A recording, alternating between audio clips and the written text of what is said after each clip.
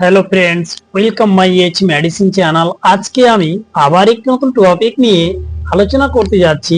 সেই টপিকটি এই সময়ের জন্য খুব একটি পারফেক্ট একটি বিষয়।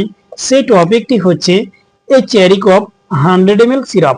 আমরা জানবো এ চেরিকপ 100 ml সিরাপ, এটির ইউজ, তার ডোজ এবং তার সাইড ইফেক্ট কি রয়েছে, এছাড়া এই মেডিসিনের মধ্যে কি কি কন্টেন্ট রয়েছে, এই বিষয়গুলো আজকে এই ভিডিওর মধ্যে আমি ডিসকাস করব। তার আগে আপনাদের কাছে রিকোয়েস্ট, আপনারা চ্যানেলে নতুন হয়ে থাকেন চ্যানেলকে অবশ্যই সাবস্ক্রাইব করুন এবং ভিডিওকে লাইক শেয়ার কমেন্ট করতে ভুলবেন না এবং অবশ্যই অল নোটিফিকেশন অন করে রাখবেন। যখনই আমি ভিডিও আপলোড দিব যেন আপনারা সঙ্গে সঙ্গে ভিডিও পেয়ে যান। তাই আসুন আর দেরি না করে আমরা সর্বপ্রথমে জানব যে এই চেরিকপ 100 ml সিরাপ, এই সিরাপ মূলত কি কি কাজ করে থাকে।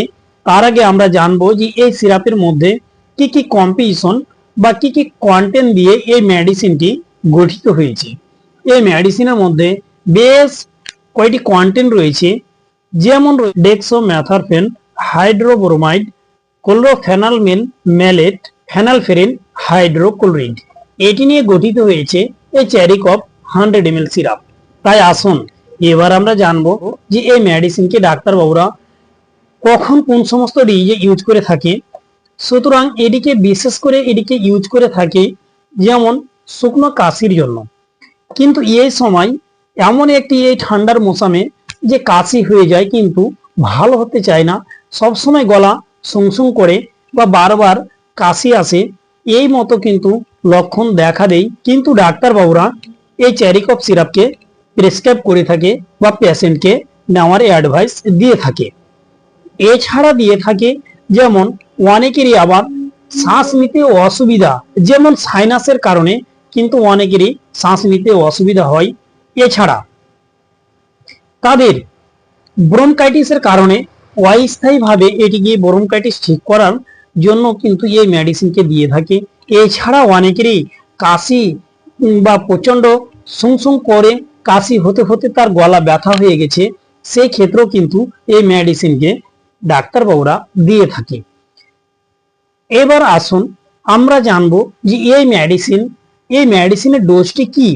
এই মেডিসিনের ডোজ নর্মাল অ্যাডাল্টের জন্য ডোজ হচ্ছে 10 ml করে দিনে দুবার, সকালে রাত্রে খাওয়ার পরে। আসুন এবার আমরা জানবো যে সমস্ত প্রেগনেন্সি মহিলা অর্থাৎ যাদের পেটে বাচ্চা রয়েছে তারা এই মেডিসিন কি খেতে পারে, এই মেডিসিন কি তাদের জন্য নিরাপদ।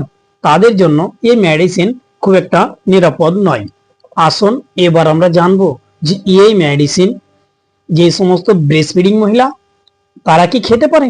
তাদের জন্য কিন্তু এই মেডিসিন খাওয়া ঠিক না, কারণ এই মেডিসিনের মধ্যে যে রয়েছে ফেনালফেরিন, সেটি হচ্ছে একটি অ্যান্টিহিস্টামিন এবং এই অ্যান্টিহিস্টামিন দুধের সঙ্গে মিশে গিয়ে কিন্তু শিশুর ক্ষতি করতে পারে বা ক্ষতির আশঙ্কা থাকতে পারে।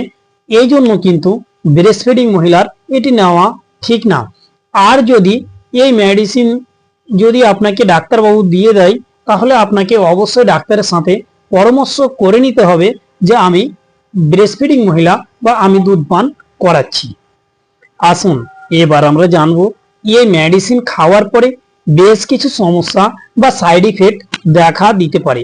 সেই সাইড ইফেক্ট গুলোর মধ্যে যেমন রয়েছে পেশেন্টকে অনুত্তেজিত লাগতে পারে এক, দ্বিতীয় নম্বর সাইড ইফেক্ট তাকে ঘুম ঘুম লাগতে পারে, তৃতীয় নাম্বার সাইড ইফেক্ট তাকে ক্লান্তি লাগবে, চতুর্থ নাম্বার সাইড ইফেক্ট তাকে প্রচন্ড উইক বা দুর্বল লাগতে পারে, পঞ্চম নম্বর সাইড ইফেক্ট হচ্ছে পেশেন্টকে বমি বা বমি লাগতে পারে, ষষ্ঠ নম্বর সাইড ইফেক্ট পেশেন্টকে পিপাসা লাগতে পারে, হালকা মাথা ব্যথা করতে পারে বা সপ্তম নম্বর সাইড ইফেক্ট হচ্ছে মাথা ঘুরতে পারে।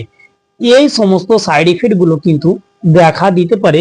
তাই আপনাদের কাছে রিকোয়েস্ট, যদি এই মেডিসিন খাওয়ার পরে আপনার এই মতো সাইড ইফেক্ট আপনি অনুভব করতে পারেন তাহলে অবশ্যই মেডিসিনকে বন্ধ রাখবেন এবং ডাক্তারের সাথে কনসাল্ট করবেন। তাই আপনাদের কাছে রিকোয়েস্ট, আপনারা যখনই কোনো মেডিসিন ব্যবহার করবেন ডাক্তারের পরামর্শ নেবেন, তারপরে ব্যবহার করবেন। ভালো থাকুন, সুস্থ থাকুন, আসি পরে ভিডিও আবার।